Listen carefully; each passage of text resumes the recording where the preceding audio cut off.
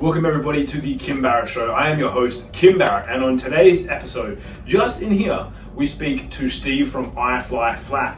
So if you are a business owner who spends any money in your business and you've dreamed of always traveling business class, this is the show for you.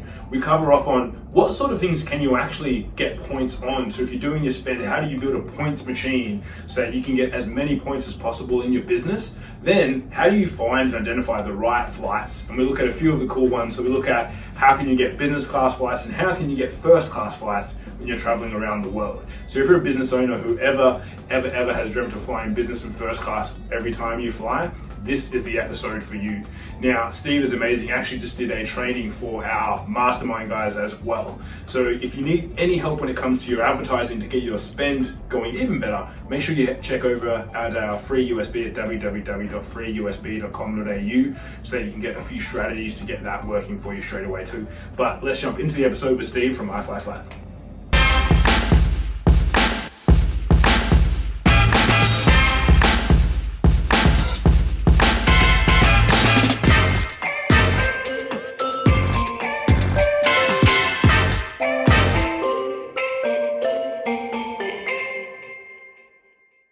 Awesome. Guys, today we are here with Steve from iFLYflat. I'm very pumped. He's just finished recording a training for our mastermind as well to help those guys really leverage. If you're a business and you're listening to this, you're going to love this. So, Steve, thank you so much for joining us on the Kim Barrett Show. Tell us a bit about your business and how you got started. Yeah, cool. Thanks for having me. I started this about 8 years ago when I realized that using frequent flyer points was like the absolute cheapest way to fly business class. Back then, even it was just at the start of starting my business. Actually, well, in a way, this business is a business because I found a way to fly business class for like way less than half price. So what it is my background is accounting, and by counting by numbers, and somehow when I was flying for work, I was collecting these freaking fly points. Back then, they sort of meant nothing to me. But once you start earning enough, you go, well, what can I do with these points? And then I realized that without any work, I had accumulated enough freaking fly points to fly business class myself, which meant like a $4,000 ticket with no effort. Then I thought, this stuff is actually pretty cool because I've got this $4,000 ticket for free. How can I get more of this stuff for free? And that's when that got me started thinking about how can I earn more freaking fly points so I can fly business class. And, being accounting minded and research based, I figured out in a way that using frequent flyer programs properly is the way it is. The magic is the frequent flyer programs actually have a lot of value. It's just, I think they just added some complexity in it, which meant people didn't think that it's got value. So I think it's a bit weird because if you ask your friends, what do you think about frequent flyer points? They'll be like, oh, yeah, whatever. But you go, it's actually the best thing since sliced bread if you get it right. And the reason why we work with business owners is business owners have in the box seat to earn a lot of points because they got business expenses. So much spend. Yeah. So it's like doing what you're doing anyway, but earning these points on the side, and then you can use these points to fly business class. And the magic is the cost of earning the points. It's way less than the cost of the ticket. So you'll be virtually buying something for cheaper.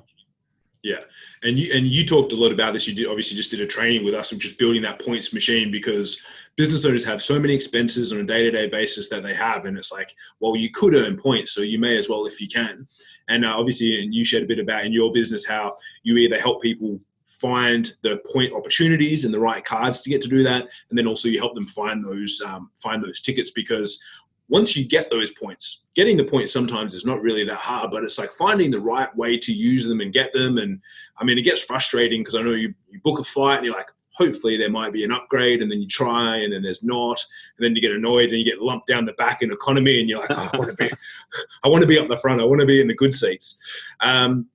But I do have a question for you because obviously you mentioned you can book business, you can book first. What's like can you get, like I know a lot of the, especially the Saudi airlines where they've got those things like the residents and stuff like that. Can you ever use points to get some of those really cool high-end places or are they only cash?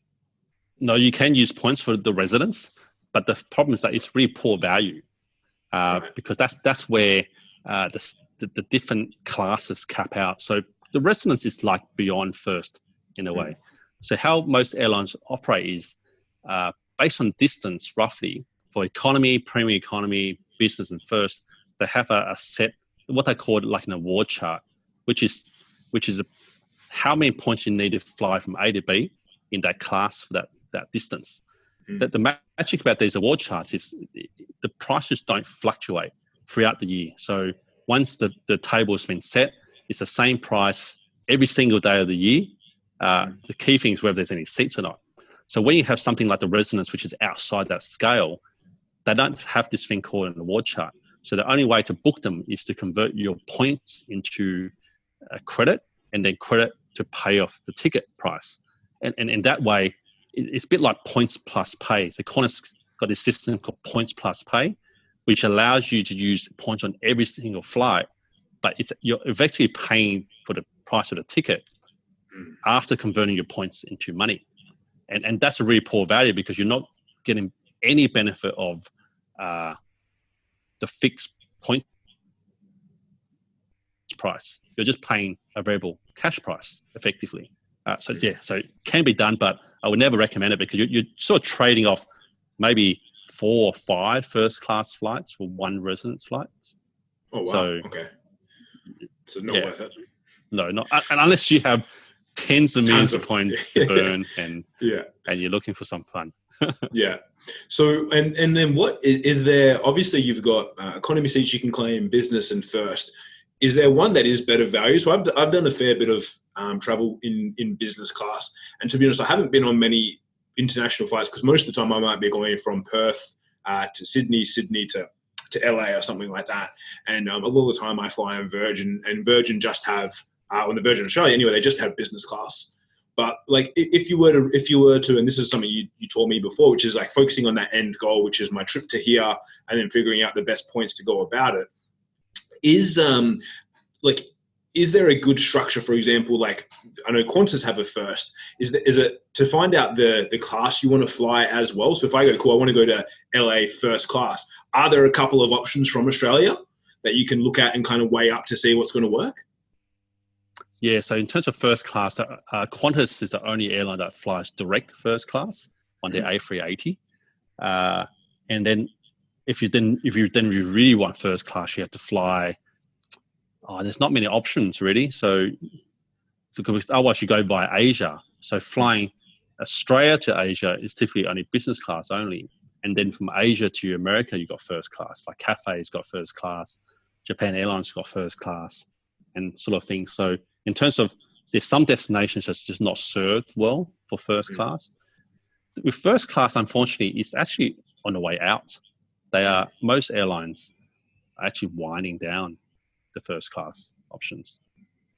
So it's like maybe in the next 5 years so, it's pretty much the heyday for first class. And then you find that as airline bring on new aircraft, 787s, A350s, that they're not even bother putting first class in.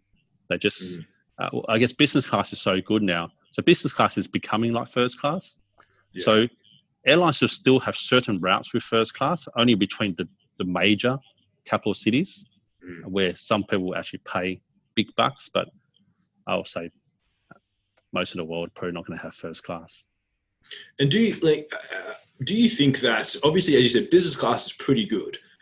If you're working on points and client came to you and said, I've got to go, I want to go here, let's say so Sydney to LA, and I might want to go on the A380 first class. Do you reckon it's worth it, or is business class business class for the amount of points you're going to spend? Is business class good enough? Yeah, that's true. I think there's a couple of criteria. One, it depends if it's a daytime flight or a nighttime flight. So if it's a nighttime flight, you're going to sleep, then you're wasted on first class because you're just sleeping. So you're not going to get space and all that stuff. There is definitely a difference. So first class, I think the staff ratio is much higher. So you're going to get served and looked after more. You're going to get, if you like food in terms of champagne, wine, and food is much higher quality. In terms of space, it's probably 50% more space compared to business class. And then obviously you can sort of walk around and things like that. Like the gap is definitely closing. Like even that sometimes I felt like, well, if I'm going to be predominantly sleeping or resting or not eating or drinking much, then flying first class, it just seems like a waste. But if you're going to be staying awake, then flying first class is where you're going to get the best bang for buck, because then you can try everything.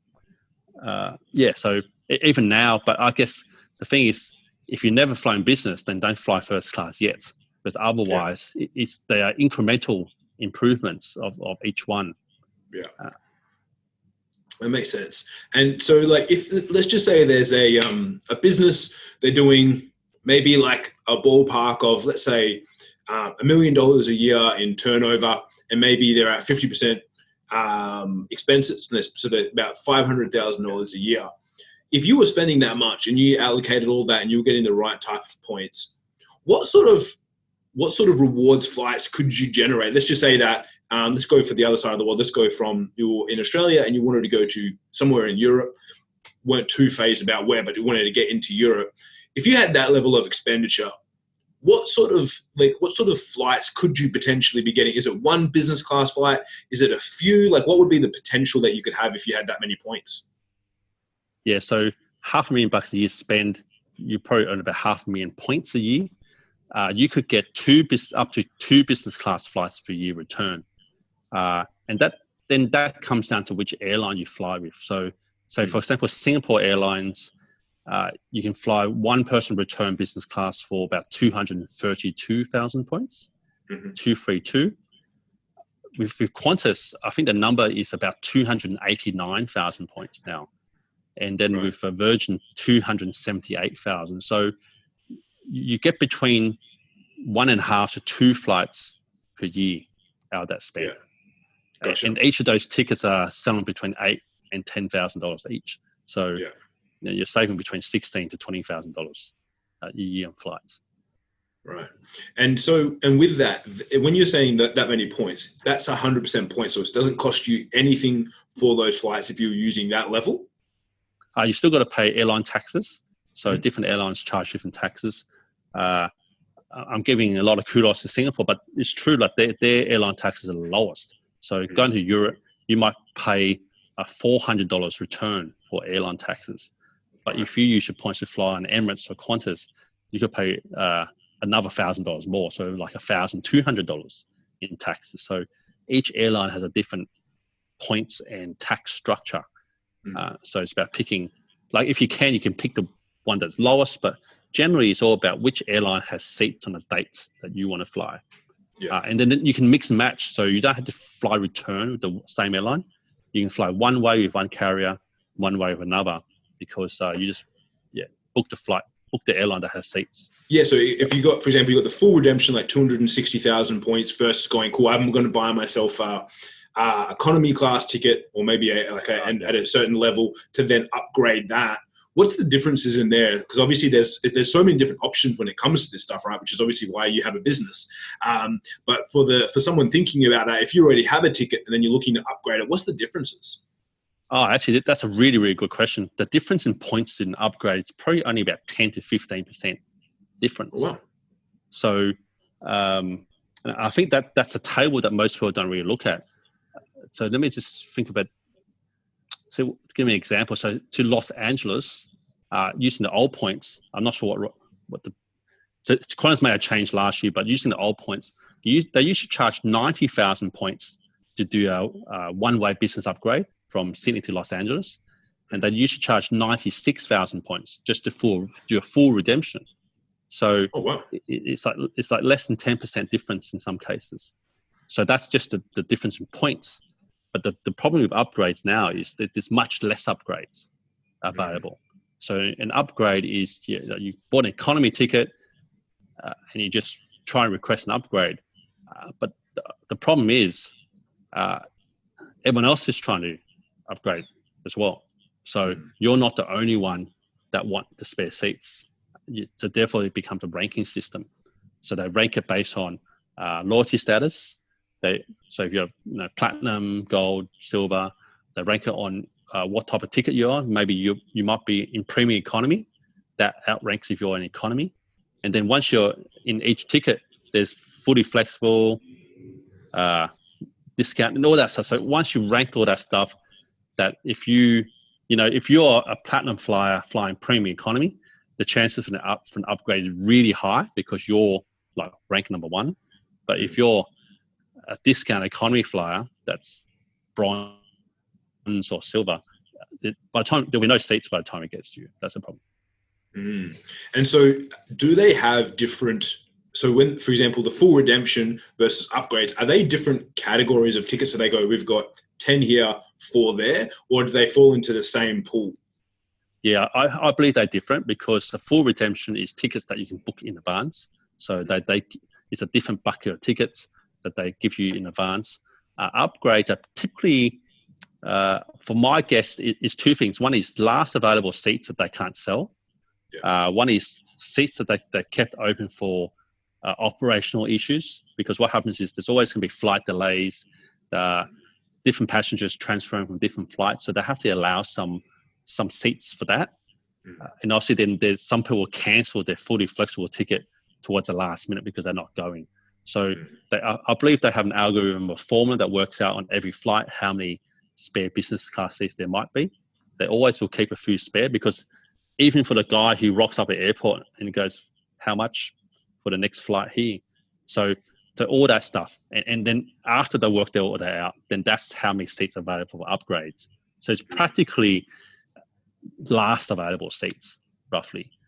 And I guess in some cases, if due to some operational operational issue that a flight's been delayed and they just put the business class passenger on your flight, then there will be no upgrade seats because they'll be ranked high in priority. Yeah. Okay, cool. That's so interesting to find out. Now, across the time that you've been running your business now, I think you said it's like you've done 500 million point redemptions. Yeah. Is there anything that's kind of stood out for you as like a really cool or like something that where you're going like, this was a really good setup for us on how we did that? Is there anything that's just kind of really stood out for you throughout the time of your business? Yeah, I guess like booking first class flights are really cool. Like it's really interesting. The Australian culture, they don't like flying first class. So I would have thought in terms of value, first and business class value are similar, but obviously first class got so much more wow factor. Like how many times in your life are you going to fly first class? But it's really, really interesting. Of the 500 million points, most of it's business class. And the most common reason why, even sometimes, and this is the best test, sometimes we found them a first class ticket and a business class ticket. And we're saying, well, we should try first class because first class is first class. They say, no, we don't want to spoil ourselves and get used to flying first class. And then you can't go back. But I'm off the opposite. It's like, if you never tried first class, how do you know what you're missing? Like, at least try it, check it out, and then then you can make a conscious decision. First class is too fancy and I'm happy to fly business, but it's really, really interesting. So most of it's business class. I guess to answer your question directly, it's really trying different airlines. So we like flying people over there in one airline and back on another, because they might be both business class flights, but each airline has their own differences. So until you tried a whole bunch of different airlines like Qatar, British Airways, Emirates, Qantas, Singapore, Cathay, can you really say which is your favorite? Because each have different food, different cabin, different airports, different lounges. So that all that stuff makes up the whole airline experience. It's not just the seat. The seat is just actually a very small part of your whole journey. Yeah, it's the whole experience. I remember we flew from Perth to Doha on Qatar in business, and we just managed to snag an upgrade at the airport and just kind of talk our way into it. But when we arrived in Doha, though, because we were in business had its own customs. So we didn't have to go through customs with everyone else. Because we were in business, we got a private customs, we got a lounge to go through, have a drink, some fresh fruit. And there was one customs guy for the business lounge, and there was no one else in there yet that hadn't got off the plane. So we went through pretty quickly, and we were there, and he's like, stamp the passport. And we went straight through. And I was like, wow, if they had told me this was going to be the experience on the other end, it would have made it a much easier decision because we were umming and ahhing. They're like, oh, you can upgrade for this amount. I'm like, oh, and obviously on the plane it was great because we got to sleep. But on the experience on the other end, as you say, you never know what's going to happen with that. So that's really cool.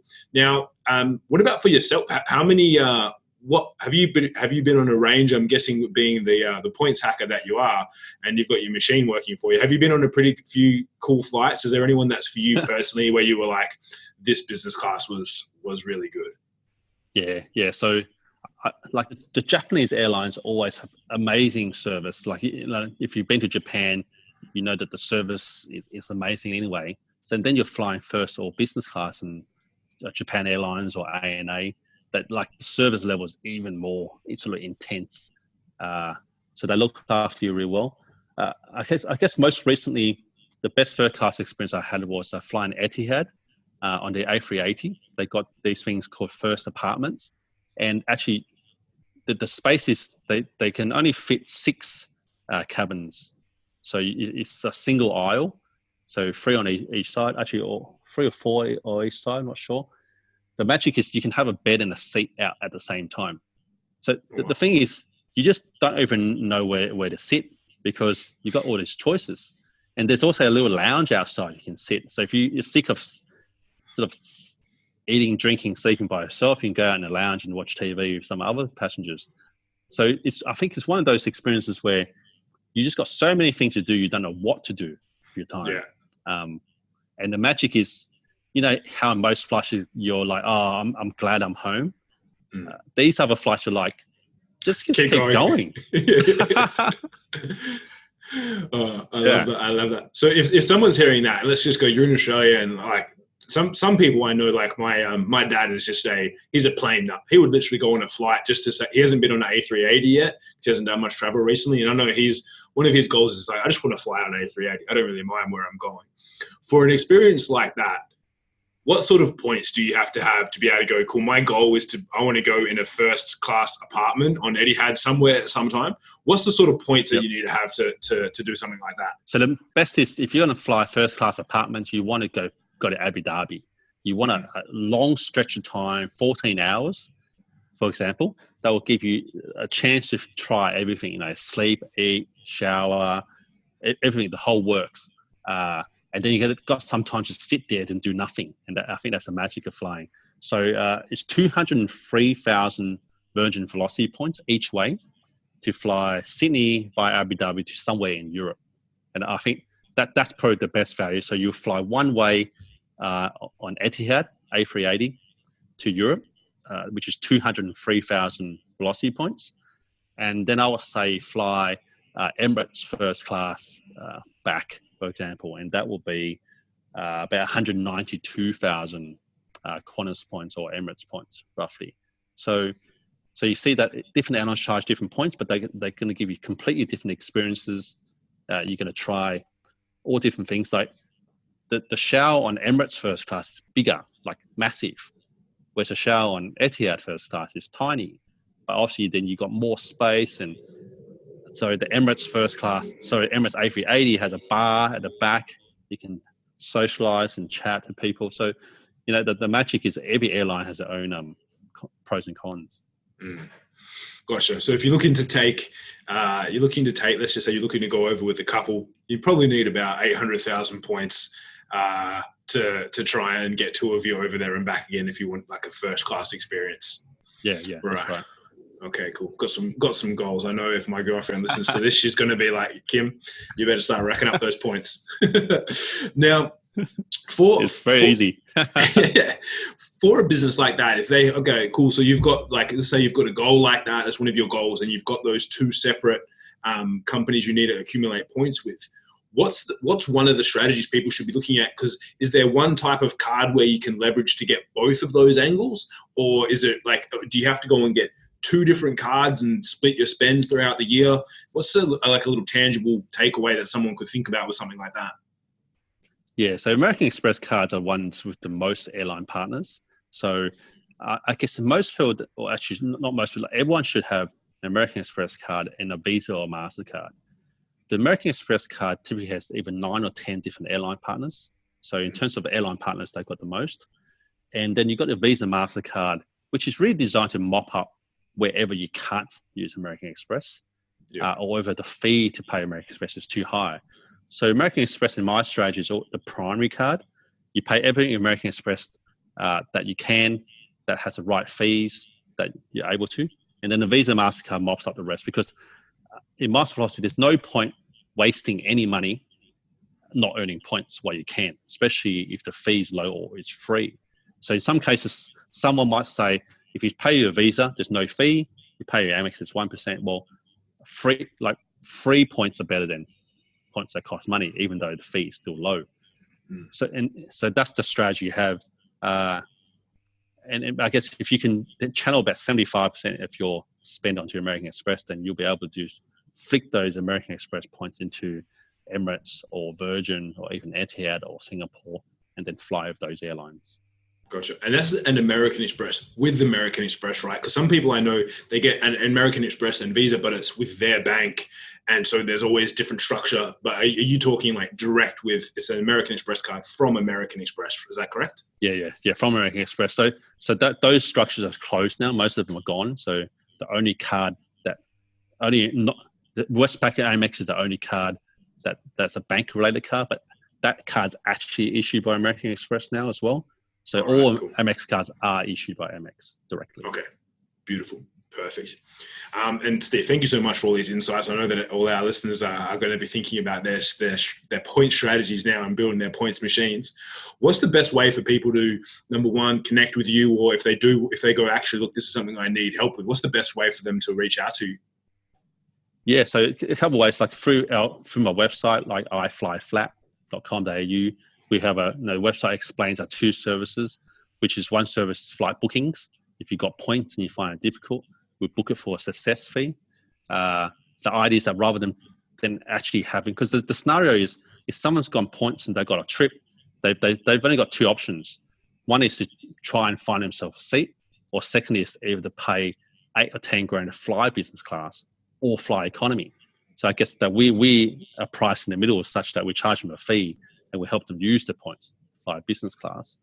And our other service is like, well, one, you got to have points to fly. So we give business owners the advice on what car to get to earn the points for the right price and right cost structure. So and you can always find me on LinkedIn as well, on a Steve Huey, or on Instagram at iFLYflat. And those are all easy ways to talk to me. Beautiful. Awesome. So guys, make sure you go and connect with Steve. And Steve, once again, thank you so much for joining us and giving us some really good insights. I know I'm going to start racking up my points so I can fly first class to Abu Dhabi. That'd be awesome. That'd be awesome. Yeah. As I said, again, thank you so much for joining us. I really appreciate your time.